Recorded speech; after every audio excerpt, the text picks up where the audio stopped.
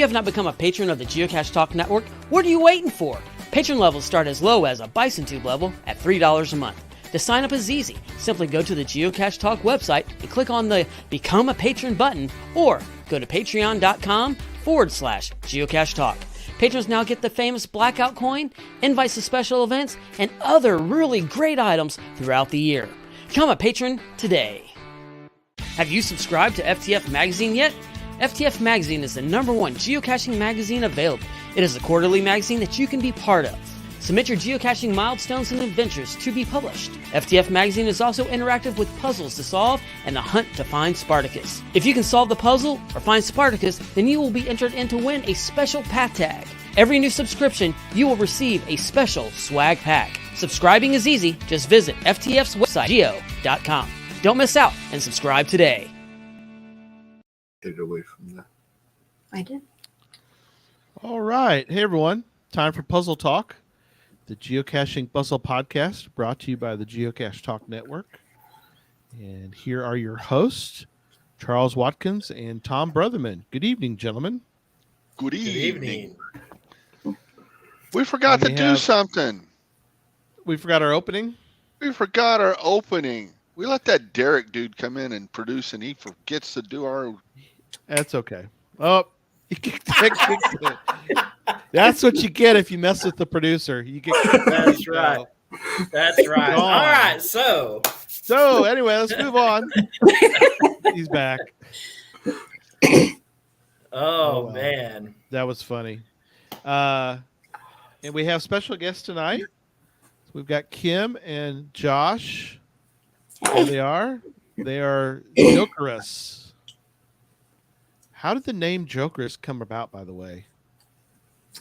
And should I ask, Josh? I had a nickname in high school. I had a smile that was like the Joker from the original Batman, and people called me Joker. But when I went to get an email address, that was taken, so I added an E, and it's still taken, so I added US. That's where it came from. That's good. Jokerus. There you go. Yeah. So they're Jokers. They're with us tonight, and it'll be great. We're gonna go through a lot of cool puzzles, kids puzzles, but before we get to that, though, we got to do some news. News.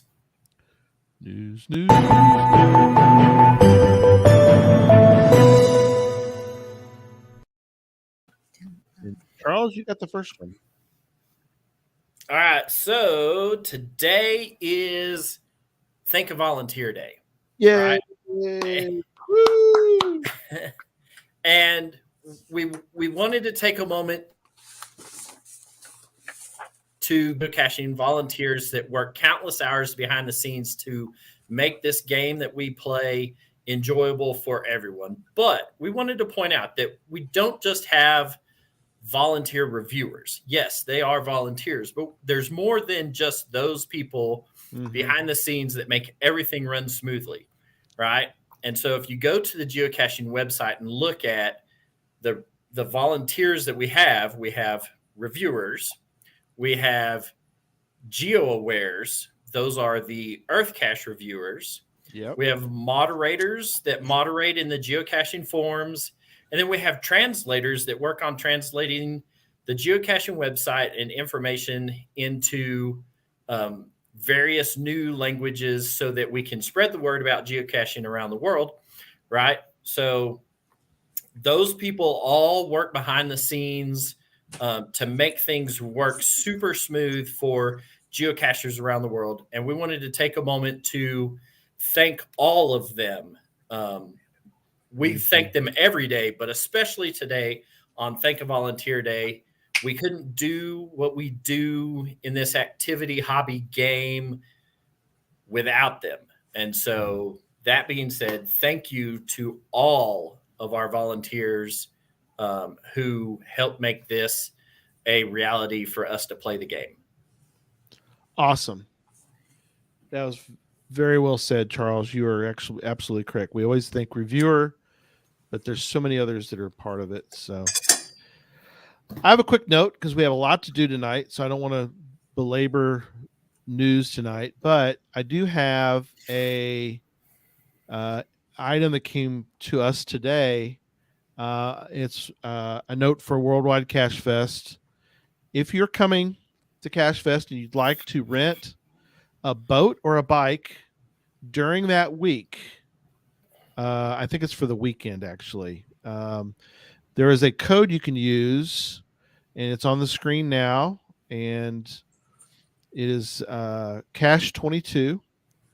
It'll be put out as an announcement, and we'll put it probably somewhere else, maybe on the website or somewhere. But that's available now. It's a discount code. You get 20% off of a boat or a bike rental for the weekend at Worldwide Cache Fest. So thank you to Shelby Farms for providing us with a cool discount. And so there you go. 20% off. Can't beat it. Pretty substantial. It's not like a 5% or something. I mean, 20%. That's pretty good. So, all right, over to y'all. We've got a bunch of kids puzzles to cover tonight. Very excited about these. I'm learning to love puzzles, and I really love the ones that Kim and Josh provided for us tonight. So we're going to talk through them, and this will be fun. I'll turn over to Charles. All right, so Q&A for Kim and Josh to get started with this. Tell us how in geocaching. You cut out. Tell us how. How you got started? How you got started in geocaching. Well, in the summer of 2002, I came across an article in a magazine that talked about geocaching, and it was just my thing. I knew I would love it, and I talked to Josh about it. And was it then or was it later? We were very naive. At some point, we printed off a map and drove up into the canyon thinking that we would be able to find this cache. And of course, that didn't happen. But when we got smartphones and had that capability, we joined, got the app and joined, made an account, and did a little bit. But our kids were little, and we kept finding pill bottles with wet logs, and it just was not exciting to them. So we took a 1,504-day break and then jumped back in, and we've been pretty active for the last 3 years or so. Yeah, right before COVID, we started caching again, and then COVID just made it really easy to keep going. Right. So. Yeah. Yeah, I hear you. Your story is not that uncommon, by the way. I think that's where, a lot of people, the first time they go out and try to find one, it's like, it's a shot in the dark. You have no idea if you're going to find one or not, because you don't really know. You're just getting started. So didn't even know what to look for. Right. Right. Yeah. So many people. Yeah. That happens to many, many folks. So yeah, you have a cool story. Not uncommon. I'm sure a lot of people listening or watching tonight will sympathize with your beginning. Our big slump. Jesse was like that. Remember Jesse's story? Same. They found one, and then they didn't find another one for a couple of years, I think, before they got back into it. So, or got into it for real. So,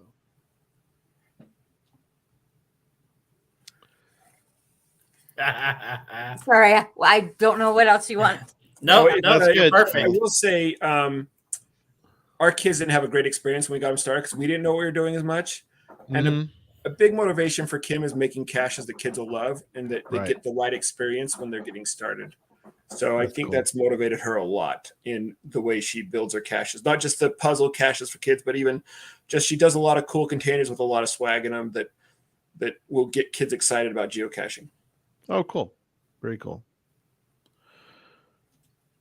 All right. So in this, when did puzzle caches kind of come across your radar and you get interested in puzzle caches? Well, looking on the app and not even knowing the difference between the icons, I clicked on a puzzle and got really excited because, hey, here's a puzzle, and I've always loved puzzles.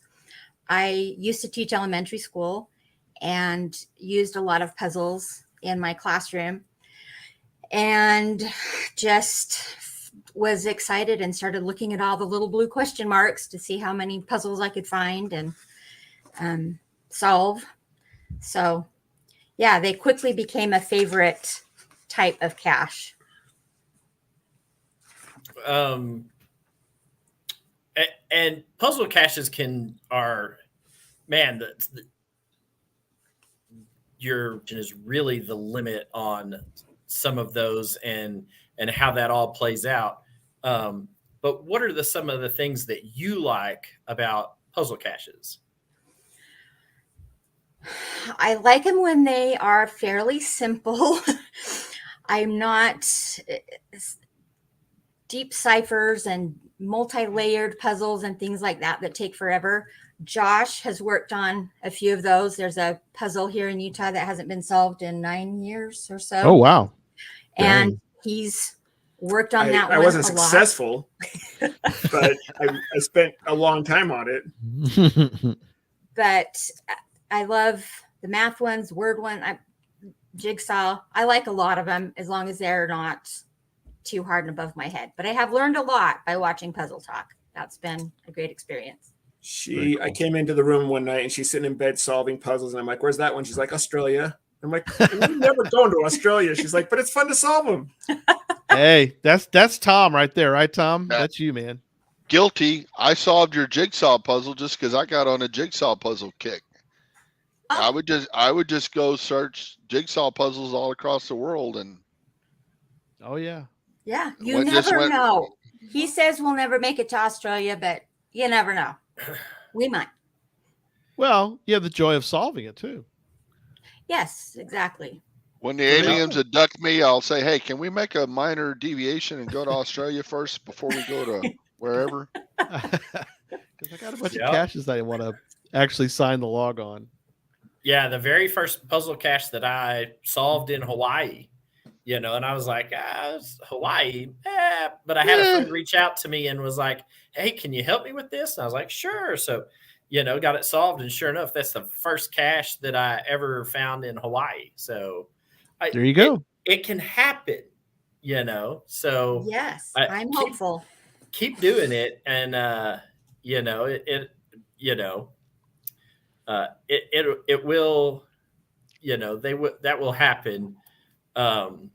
So in this, how did you start creating puzzle caches, and why do you have this deviation and interest in what the show is about tonight, which is creating puzzle caches generated towards kids puzzle caches?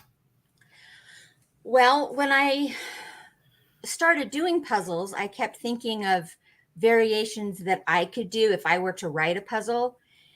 And because I'm a former school teacher, I just have this affinity for kids and writing puzzles, as I did in my classroom for kids.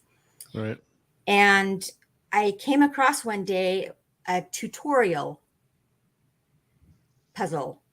And I thought, oh, that's such a great idea. And I did that one. And I think I did every one in the series. And I thought, man, this would be great to do with kids. And then I was watching Puzzle Talk one day, and Tom talked about how kids are great resources. And he brought up the question, how many days in summer vacation? And my son knows the answer to that too. Yeah. And I don't know, just all of that clicked. And very cool. I just started thinking about all of these ways that I could do this. And like Josh was saying with our kids, it just wasn't an exciting beginning in geocaching. And I want that. I don't think we've got enough youth that enjoy geocaching. Too many pill bottles and boring containers and wet logs and no swag and on and on. Which for us adults is great. I mean, we're good with that, but getting kids going is a little trickier with that. Very true. Right. That you've hit the nail on the head. Yeah, it's very true. So many kind of go because you got to have a little bit of a wow factor, Well, when you're competing with electronics, yeah, and things like that, it makes it hard. But well, and also as I was coming up with these puzzles and starting off, I thought I want kids around here to distracting me. I want the kids around here to be able to have the opportunity to solve them. But Right. I thought, there's not many kids that I know of around here that, will do this. And I wanted the opportunity to be for more than just our local area. So I've put on our pages that anybody, anywhere, kids can solve our puzzles and then message us with the answer and a screenshot of the area. And then we will send them a 3D printed, like a trophy and some Yay. swag and different things. And I've had several people Cool. message me and ask if they can use my puzzles or take my idea and use that. And that is the perfect thing. I would love that if they could spread and, Right. Well, and that's a huge compliment towards you as a cache owner when other people reach out to you and say, I really like what you got going on. I'd like to use what you've created, either recreate it, make my own caches, or take classroom and use it as a learning experience for other kids. I think that's awesome. Yep. Down here in the show notes about contacted you from let's see, a teacher from Vermont messaged you and wanted to use some of your caches. Tell us about that. Yeah, she messaged me and said that she had used several of my caches in her class. And Gary, do you have that link? Yeah. Which link do you want me to put up? It's the fsw-blog.org. It's down in it's above the list of caches, the kid caches. Oh yeah, I got that. You want Okay. me to? I can put that out. Yeah. Yeah. She used the caches to teach about geocaching, about coordinates, and then they did some activities with it and had a little write-up about it. And that was just so exciting to know that a whole classroom was able to use Be in the show notes. So what I had created, and they had a great time, and I got more out of it than they did, I'm sure. Just made me so happy that this whole classroom would do that. But then she sent them a pretty nice package with a lot of trophies and random printable swag that we did for them, and Certificates. yeah, just stuff for the class. So it was really cool. It was fun. That's awesome. All right, so I wanted to ask you about something else, because I found this in the show notes and I was like, that's brilliant. How come I haven't thought about that? especially in Phoenix, where You answered your own question. where we have a lot of these. I know that in the beginning you talked about wet logs and pill bottles and things like that. Tell us about these creative containers that you have found, and where have you found them? Well, I love our local thrift store. It's called Deseret Industries. And when we were first caching ourselves, most things were pretty boring and container wise. I mean, obviously we really liked geocaching, or else we wouldn't have continued to do it. Right. But every once in a while we would come across a unique container, and it just, I don't know what it was, but it just thrilled me to have this experience of this really cool thing hidden somewhere that very few people know about. And so when we decided to start caching, I went to the thrift store and just up and down the aisles, searching and searching. And we hit our first two on the same day.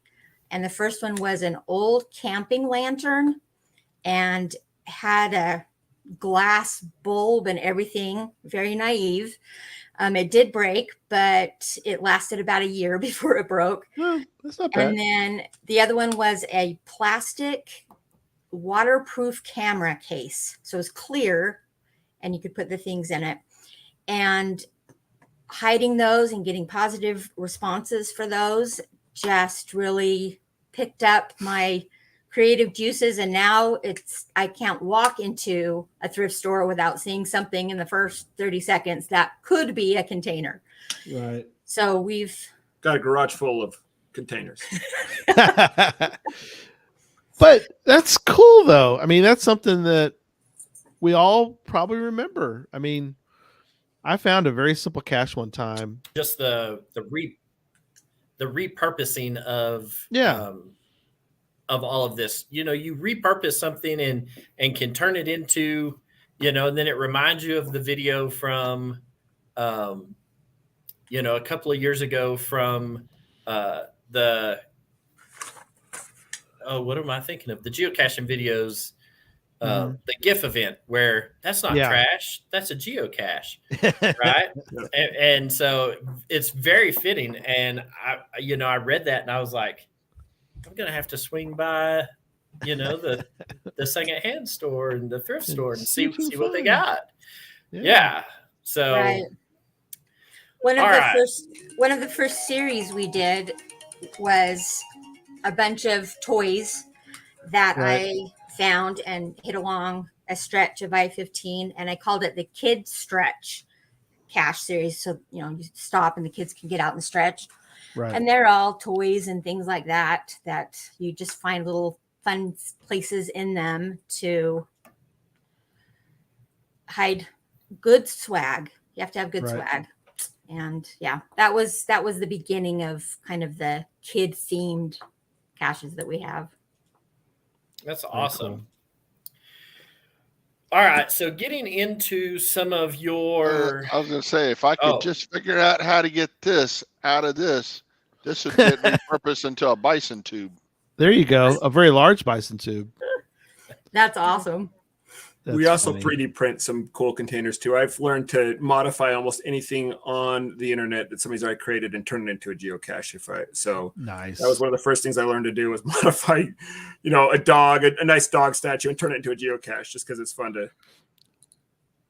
That'd be a cool show someday too, because you have to figure out within the 3D printed thing, you got to figure out how to bifurcate it, right? Or do you cut it in there, or do you cut it once you get it done? I actually figured out a technique where I could take two different models and overlap them in Prusa, and one is like the hollow screw and the other one is the screw lid. So it's cool. Just super simple to convert something into a geocache.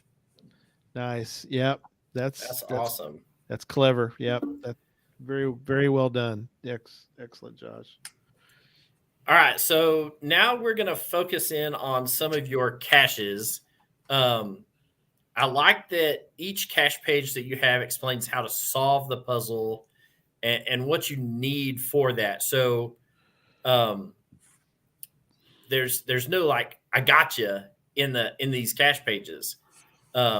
You've really geared them towards being able to be solved, right? And having younger cachers come in and be able to do that. So it's something.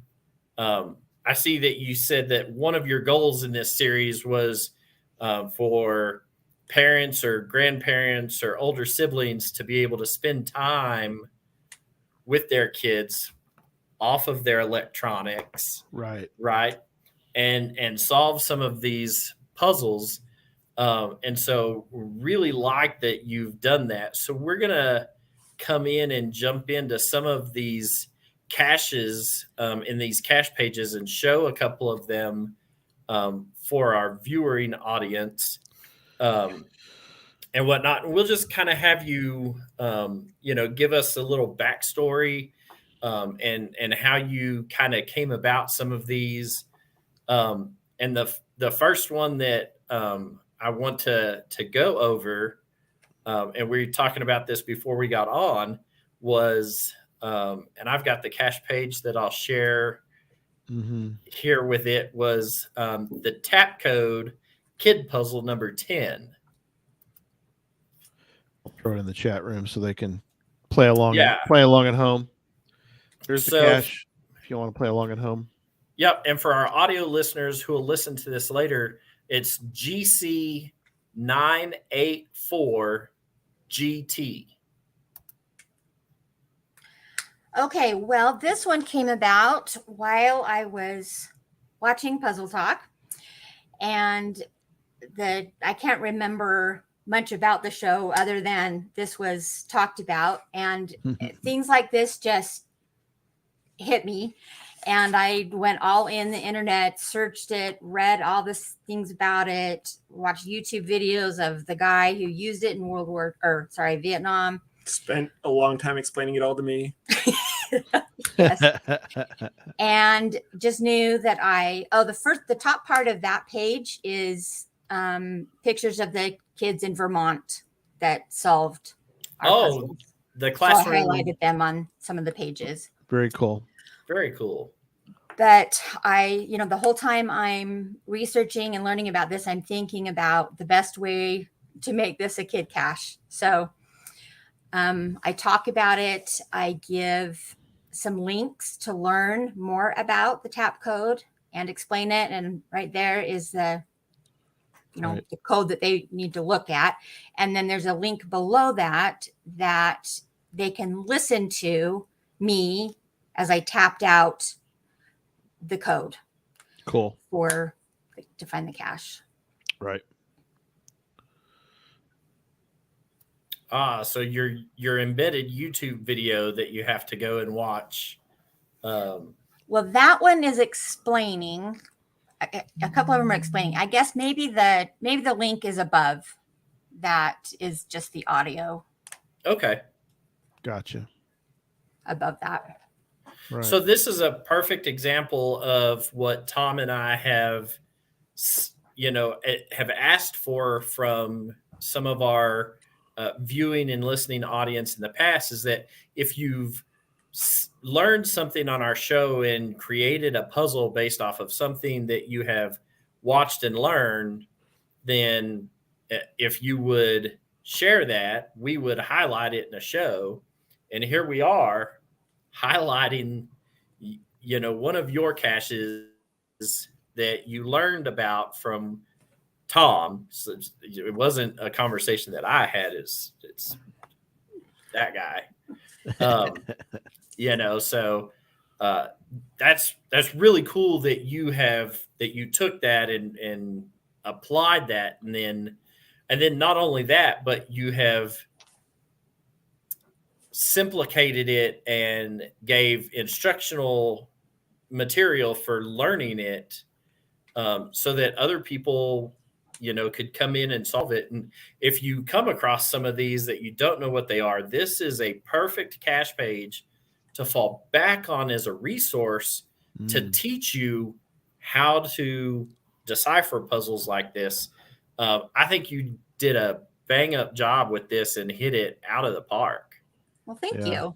Thank you. I'm I going to always double love down on that speaking- because I've seen a few tap code puzzles, but I don't know that any of them I've seen were audio.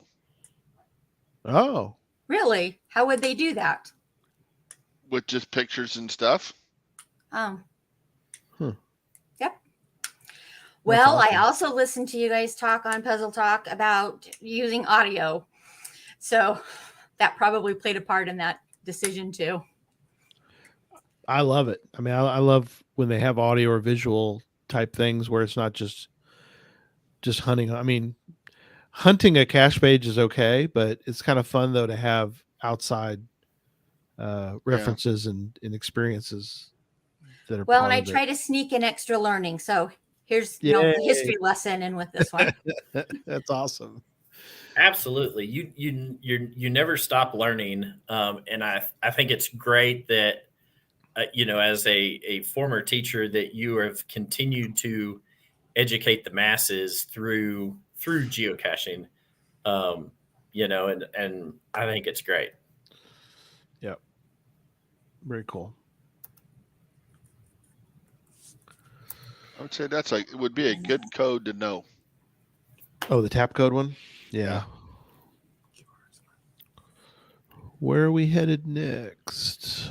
So the next one I wanted, we also talked about this one before the show. And as a wildlife biologist, somebody who has graduated college with a biology degree, this one kind of struck me. And I went and looked at this one. This was the first one of your caches on the list that I actually went and looked at. So it is the Animal Tracks Kid Puzzle number 5. I have it, so let me pull up my. Are you gonna tell the whole story like you told us and tell how hard you made it? We may get there. We just might. For our audio listeners, it's GC 9745Y.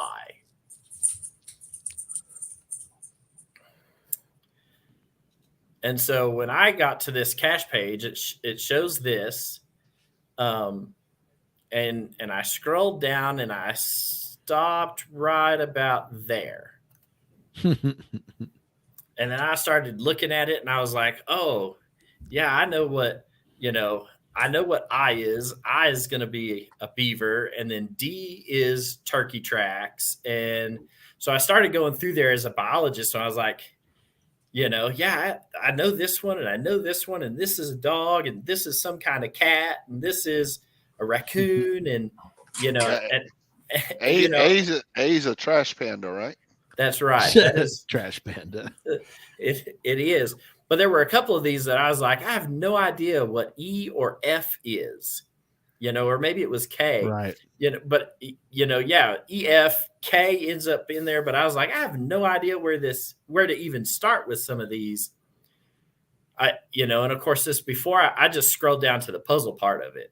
And then if you keep scrolling, there's a key. There's the key.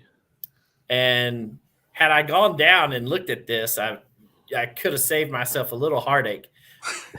But I was really super stoked that once I realized that there was a key that gave me the needed information, that I was like, hey, I was right on those. Awesome. So it was the mink and the weasel that I was sitting there looking at like, I have no clue what footprints these are. But like you say, you keep learning. You learn something new. Yeah, well, and like my teacher said, read all of the instructions, read everything to the end, and then when you get to like instruction number 20, it says sign your name at the top of the page and turn the paper in. Yep, I used those. Right, so you sign your name, you turn the paper in, it's blank, you didn't answer it. Yep, and so read all of the information that you have. So when I was looking at this and whatnot, it reminded me of the Crocodile Dundee movie where he's sitting there with a group of school kids and he's like, what are these animal tracks? And they're like, oh, that's a lizard. And what are these? And that's a rabbit. And what is this? And everybody's kind of looking around. We don't know. Oh, well, that's, Mikey's bicycle tire. So where did the inspiration for this? Because, animal tracks is not something that I would have thought of, even though it's well in my wheelhouse. It's something I would have not thought to put something like this together. So where did you get this fabulous idea for footprints? I wish I could remember. I think I know. I don't. There's so many times we're out hiking and we see footprints and we've got our dogs. And I'm like, do we let them off the leash or not? What kind of animal is that? If it's a weasel, I don't care. But if it's a bobcat, then it matters, right? But yeah, exactly. I'm just saying. For example, I don't know. Weasels can be pretty dangerous too. But yeah, we don't know what kind of animals we're looking at there, and I don't know if I need to keep the dogs on the leash. Yep. That probably is what it was. That makes a lot of sense. Well, that's but these are awesome. also kid puzzles, so there is going to be a key. It's not where Google is your friend and you have to go research everything. Right. So yes, That's cool though. Yeah, it's Google's not my only friend. Well, that's for another show that Tom will do. Google is not my only friend. well, the cache page would have been mine had I continued reading. I stopped Yes. at the puzzle, which is my fault. Yeah, so then we Still would have learned A clever. is not a trash panda. It's not. It's not. But see, there's sneaking some learning in the science. Just have to keep sneaking things in there. Trash Panda was further down, right? The raccoon. Raccoon's not on that list. Oh, he isn't on that list. You're right. Nope. No. Bobcat, turkey, crow, mink, Unless that critter's a trash panda of the north. muskrat, beaver, fox, dog, weasel. It's a Canadian trash panda. Canadian trash panda. That's good. All right, so I want to jump over to your number 11 puzzle, the folding fun kid puzzle, because I'm looking at this of it, and want to have you share with our viewers about this. Let me pull up the cache page to share. And for our audio listeners, that's GC981RE.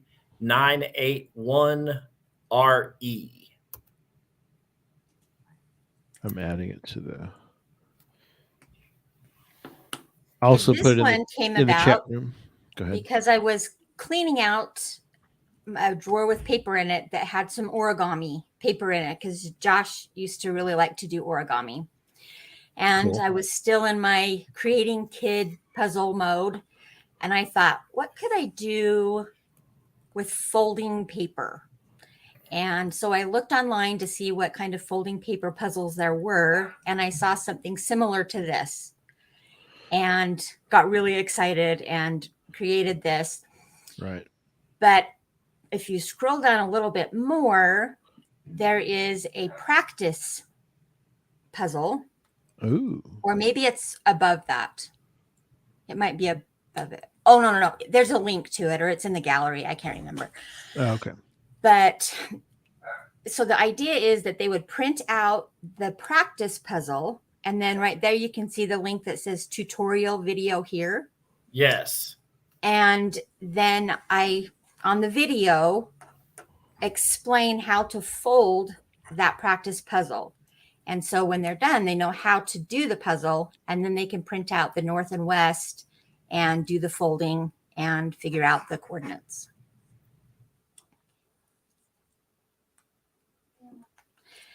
And then I Very took this clever. puzzle idea and created a not kid puzzle, adult puzzle that's, doesn't explain things very much. And in fact, I called it Green Popsicle and rambled on about green popsicles for a while and then presented the puzzle to them. And I've been surprised. I don't think anybody's ever messaged me for a hint on that one, but maybe it's because they did this kid puzzle first. I don't know. Oh, yeah. Well, and I like that you have a link to a tutorial, and then you also give. This is where I learned from the first mistake I made. I love that. That you have instructions that you need to print these. You need to cut out each large rectangle. Good between resources. yeah. And so this really does follow the instructions through. Read all of the cache page, all of the things that we sit there and tell people to do that Charles didn't do. We've all been there, though. You're not the only one. You're not the only one that's ever done that. So, no, it's clever. It's so. I mean, it's perfect. I think too often we just throw a puzzle at a kid and go, I don't know. It may take you longer than possible, but you can figure it out. It's like don't have the context sometimes. They don't have the life, understanding of certain things, and they need context. They need to know how to look at things sometimes because they don't have the experience. So I love what you're doing there with that. Well, and my thought too, and this is just because it's how my brain works, that I thought as they were solving these folding puzzles, right, maybe they would create some of their own folding puzzles to give to somebody else. So I remember the days of what was it, Dynamite? The magazine? Dynamite the magazine, where there was always a folding puzzle. Or was that Mad Magazine where you Mad Magazine had the folding puzzle? Yes, had the folding puzzle. That's right. But you kind of, some of them were when you first look at it, you're like, I don't see what they're, once you fold it, you're like, oh, okay, I could see it now. But sometimes you can't see it at first, and that's the beauty of the folding puzzle, is you can't see it sometimes. So yeah, very cool. She also uses, there's a lot of common things in puzzles for adults. Then she also uses some of these to transition the kids into some of those things, where she'll introduce some of the concepts we're used to in puzzles or some of the codes that we commonly use to kids, but fully explain how to use those codes without having to go find an app or Google. Right. And so it introduces them to more difficult puzzles that they might stumble across. So sure. Yeah. Could we look at the chocolate pig pen one? That's the one I was sure. Absolutely. While we're pulling that up, MiniMeg's asking if it's okay, and I'm sure it's okay, but do you mind if they copy some of your ideas? Please. I would love that so much. Yes. That'd be awesome. Thanks, MiniMeg. All right, so I know that Tom's gonna like this one because it's got candy in it. Yep. Candy. Okay. So this idea actually came about because of a container that I found at the thrift store. And in fact, Gary, maybe you could find that in the show notes, the picture. Yeah, we'll do. Goes with this one. Yep. I put that in the thing there. So I knew that I wanted to use this cipher in one of my kid puzzles. I used it a lot when I was teaching. And then I found this container and it sparked an idea for me. So if you want to scroll down a little bit, you can see how I presented it. I used Tootsie Rolls and M&Ms. Two of my favorite candies. That would be the disappearing puzzle for me. That would be what? The disappearing puzzle, because I'd be eating it the whole time. So each of those are a word. So you have to spell out the word to get the coordinates. You got it already. Yep, you got it. Sorry. Well, no, you're good. He's got it. He got it. Yep. Gary, scroll up. There's a container that looks like a lifesaver. There's a picture of a container that looks like a Actually, lifesaver. this one isn't that. The lifesaver one is the coated candy. I do have that picture of the container, though. Yeah, there it is. That one. It's this one, which is where did you find this container? This is awesome. At the thrift store. I think there's another one there that shows it open. Oh yeah, let me go down. That's crazy though. It's so tell people what that is for the audio listeners. So it's a s'mores kit. I don't even really know. It had a tray in it. I think you put all of your ingredients for s'mores into it, and yeah, that's awesome. Great container. Yeah, Hershey's s'mores plastic container. Yeah, that's awesome. But I do let the kids know there will be no chocolate inside. Yeah. Bummer. I think I suggest they might go out for a chocolate ice cream after. Okay, I'm good with that. I'm good with that. I love the creativity of this because and you carry these themes throughout from beginning to end. And for somebody who likes to find or will go out and look for puzzle caches, and then you find one that's themed like this, right? Oh, I love so that. it's pigpen cipher, chocolate, there's candy involved with it, and then you take that all the way through to the container at the end.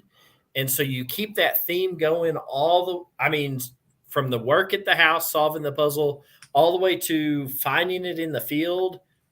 That's awesome. For me as a finder, to find somebody who does that and does it well like these are, those are automatic favorite points given for me. Yeah, me too. And there's nothing I like better than finding like a Star Wars cache and puzzle and solving it, and then getting out there and like the container is a 3D printed, 1 foot tall R2D2 that his head screws off and everything's down. Like that's the creme de la creme. Like you have done that.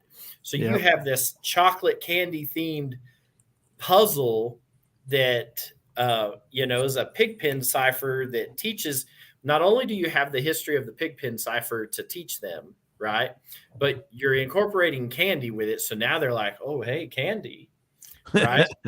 And you carry that through to the cache, to the final container at the end. I mean, that's bonus work. That's awesome. Well, can we look at the Lego Lingo one? Yeah, that's the next one that I have up on my screen. So let me share that. So the Lego Lingo. While you're getting there, let's get this question. Have you ever got puzzle ideas from the kids?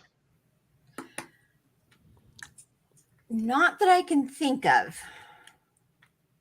Our kids are teenagers now, and like we said, we kind of then they should know everything. Then we ruined them on geocaching at the beginning because we didn't do it right. So they're not fans of geocaching. Oh, bummer. Gary, can you pull up the container for this one? Yeah, as well. I also put it in the chat for everybody. GC97T7G, correct? Did I get that right? And also, I should say that at the bottom of every one of these kid puzzle pages is the list of the entire series with a link. So if you just get to one, then you can link to all of the rest of them. Very cool. Yes. Which is cool. So if you find one you can solve that's on your level, you know there's others there. Yep. You don't have to have a doctorate in physics to figure these out. I like this one. I like this one because the code comes before the puzzle. Yes. So for me, when I stop at the puzzle, I at least now have gone past the master sheet that I need to decipher everything. That's funny. Yeah. And see, this one, I thought kids could do this too. You can make up your own language using Legos and leave messages for each other in your family or something. So I just created, what Lego piece would represent each letter. And then if you scroll down, you can see, you can use that code to figure out each of the words. And in this one, like in the Pigpen one, each of those words was like 7, 0, and so forth. This one actually gives you instructions of what to enter into certitude when you're done. Oh, gotcha. Okay. Right. Yeah, and you've got this worked out really well.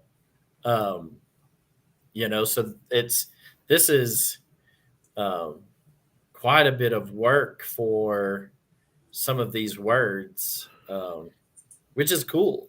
This is very, as a Lego fan growing up and the bane of my mom's foot.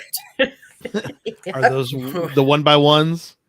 Yeah, were my Legos. 1x2s. Man, anytime she came into my room and it was I was building something with Legos. She just stopped at the door and was like, "No, I'm not going in there anymore." And so this is really cool and outside of the box thinking for, what you would do with spare Legos that you have around the house. I really like it. Well, and then Gary, if you'll show the container. Charles has got it. Keep going, Charles. I think, or I got it. Yeah, you got it. There you go. Okay, so there's my container. Pretty funny. And if you look, the next one will show it open. I got that at the thrift store. And then the swag inside were little Legos that I found at the dollar store. That's awesome. And I opened those up, and the one in the back corner there, you can see are two little Lego guys that I also got at the dollar store. Nice. So all of the swag inside, like you were saying, Charles, from beginning to very end, including the swag, sticks with the same theme. I love it. That goes to show the creativity of cache owners. And I hope that more people, would kind of fall on that and say, look, and realize that a cache owner took the time to create a puzzle based off of this and follow through with a container and swag for that. I love that they are kid targeted, but nothing stops grown adults from solving any of these. No. And grown adults, should sit there and realize how much work you put in to some of these and the creativity that you have from beginning to end on this. I love it. These all, are for me are home runs in my consideration for what I base on what I give favorite points out for. Yeah, I agree. We have a lot of really good feedback and a lot of good friends. Points. Yeah. In fact, B Mars is on here saying hi. So, hey, Brady. Yeah. And speaking of home run, can we just look at the very last one there, just real quick? I don't know how much time we have. We got time. We got time. I was going to ask Charles. I didn't know you're a Lego guy. So when you saw the key, did you go like, oh man, I wish I had a Q or whatever? Pick one. Pick one, right? Right. I was thinking, man, anybody's a Lego fan is going to pick something out of that thing. Oh man, I need that piece. Oh yeah. So, I'm my little Lego little mini me that I had went MIA. I know. And that's okay, because I have found out that you can custom make like a 3-inch or 4-inch tall one. Like a large minifig. Yeah. So I need to talk to either Chad or someone offline that has a Glowforge and see if we can work out a deal. Etch the tracking code into the back of my new minifig that I'm working on creating so that I can recreate this. And then, believe it or not, one of my trackable tag that was attached to my minifig, I have one that came from the manufacturers in China that doesn't have a trackable code on the back of it. Like it never got laser engraved. So it was like the proof, and I still have it. And so I was like, yeah, so maybe if we can Glowforge a tracking number in this new minifig and in the back of this, my 2 trackables will come back to life. But I love it. I love your use of this. Let me share this screen. Which one are we going to now? This is the Who's On First Kid Puzzle number 13. Okay.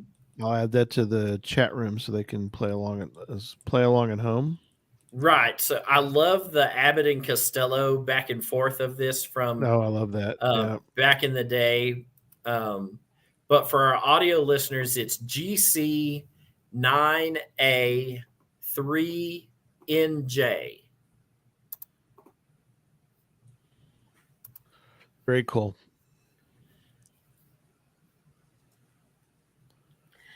Okay, so this one also came about because of a container that I found at the thrift store. And if you want to pull that up at some point, it's a baseball bat. You reverse engineered it, Kim. You did it. That's awesome. Hey, that's something though that more people should do, in my opinion. Is sometimes you got to reverse engineer it. Sometimes you got to find the container and then figure out what to do with it after you find the container, because that's clever. You find a really cool container, you need to make it something for it. Yeah. Come up, if not a puzzle, at least come up with a cool story for a traditional. Well, just to go a little bit away from the puzzle caches, she's done a bunch of themes, colors series, cache series, and a lot of those are based on that. She'll find a container and she's like, okay, I need to fit this into my cache series, or I need to fit this into my color series, or I need to fit this in the holiday series. And then she'll come up with a really good name based solely on the container. Perfect. But that does bring up a point that when you have cool containers tend to walk away. Yeah. So I have had to replace, but I go into this with that knowledge, and I put it out, and if it disappears, that's just part of the game, and I replace it. Sometimes I have to archive it because it really was totally based on the container, but I also I have a food series, and all of the containers are shaped like food. Mm-hmm. And for some reason, right off the bat, the top of the pineapple disappeared. Oh no. Well, I was at the thrift store a couple days later, wasn't the same, but it was a pineapple container. So I purchased it and was able to swap that out. And I have yet another pineapple container in our garage in case that one goes missing. So I have been able to have some backups just in case. No, that's great. I mean, that's I found one like that one time. It was a hot dog. I mean, it was simple, but yet I still remember it. I mean, we don't always remember the generic container, but we tend to remember the ones that are unique and kind of it doesn't have to be. I think people sometimes kind of like puzzles. They kind of overthink it. They're like, oh, I need to come up with some elaborate, I can't do this one because I need to go find, some elaborate container. It's like, sometimes it doesn't have to be, the be all end all container. It just needs to be something cool. Obviously it needs to be something that can work in the environment, but a simple plastic hot dog, and it was themed, was fun. It was something that, when you get there, I didn't expect it. And so when you see it, you're like, perfect. It was perfect. Right. So, Okay, so can we look at that? Who's on first on the? Yeah, let's bring that one. Charles, I think's pulling up the. So here I'm trying to bring a little bit of culture to the kids also. Nice. A little bit of that history and Abbott and Costello. And I talk about Abbott and Costello just a little bit, and I give a link to them doing their Who's on First bit. And then there's this graphic here that puts a number with each of the positions. And so you can see underneath that, A is who, B is right filled, and so forth. So that's how you solve that one. GC9A3NJ. I think we might have mentioned it, but I want to make sure and mention it for our audio listeners later on that they can pull that up and take a look at that one. Yeah, I really like this one. It's you always sat there and listened, like, who's on first? Yes. No. third base. I don't and know. so- Third base. And so you get through that, and I like how you've done what today, who, tomorrow, today, why, right? And Yep. so in that, they don't know that. All they know is who's on first, right? Going into this based off of, some knowledge of it. So I like how you've taken this and now you're gonna have to listen to the audio of this old bit that is Yes. timeless. It's timeless. It is timeless. This is my favorite cache he's done.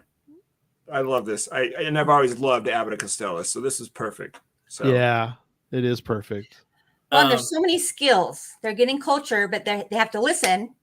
Mm-hmm. And it's a new way to use Yep. these words. And anyway, there was a lot of thought that went into all of that. That is perfect. And there's the container. This is cache page. That's container. That's the container that you found at the thrift store, which is a clear, for our audio listeners, it's a clear baseball bat for the barrel of the bat. Then it's got a bright orange handle and a bright orange cap on the top of it. But it's almost like what you would use to play wiffle ball back in the day. Wiffle ball used to have a really short, really fat bat. Yeah. So does the end cap screw off of this?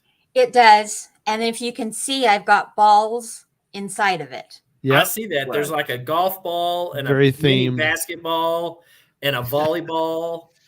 and again, that carrying that theme through the puzzle, through the container, to the swag that's in the thing at the end, it's a home run. This is. thing, Bump, jump, pun know, intended. Literally, right? Exactly. This thing, I hope that, and roughly this series of caches is in the Provo, just south of Provo, Utah area. Mm-hmm. I think the farthest one north is Orem, and this is actually in Millard County, so it's quite a ways away from the bulk of them. Right. But sometimes you have to go out in the middle of nowhere to hide big orange bats. Yeah, that's true. I hid that in a big bush. Yeah, perfect. That is a true statement. But I mean, you have shown us as a cache owner that this is possible, right? Yeah, I agree. That can carry a theme all the way through. You are, this series, and if you've carried this over to your other caches outside of just these kids puzzle caches that we are highlighting today, right? If you've carried that through some of your other caches that people who vacation or visit the greater Provo I-15 corridor, up and down from Salt Lake down to St. George, because I saw that you have quite a spread of caches in Utah. I hope people come out and specifically come to bring their kids or grandkids. And if you don't have kids or just be a kid. That's right. Yeah. Take exactly. Tom with you. And I hope that you get inundated with amazing logs and tons of favorite points, because these caches deserve them. Even if they're, I agree, written and designed or geared towards kids, I still think that the amount of work that you have put in, the attention to detail and things like that for these caches deserve great logs, deserve tons of finds, and deserve favorite points. I agree. No, it's been great. Y'all have been great tonight. This has been a lot of fun, and we would definitely want to have y'all come back sometime and talk some more puzzles. These have been a lot of fun. I think the I know the chat room's been popping a lot on these, and I know people that are listening later are going to really enjoy and watching later are going to really enjoy these. So again, thank you guys so much for being on with us tonight. It's been fun, and it's been enlightening, and giving people, at least giving me a bunch of ideas. I know hopefully it's given other people a lot of ideas as well of what to do, or idea possibles, variations on a theme for sure. So Absolutely. yep. And with that, I think we're going to wrap up, and we'll see everybody Tuesday for Gadget Talk, and then continuing on down the road as we do our different shows. And Don't forget to click on that like button. Smoosh the like button, please, as Tom would say, right? Smoosh. SMOOSH.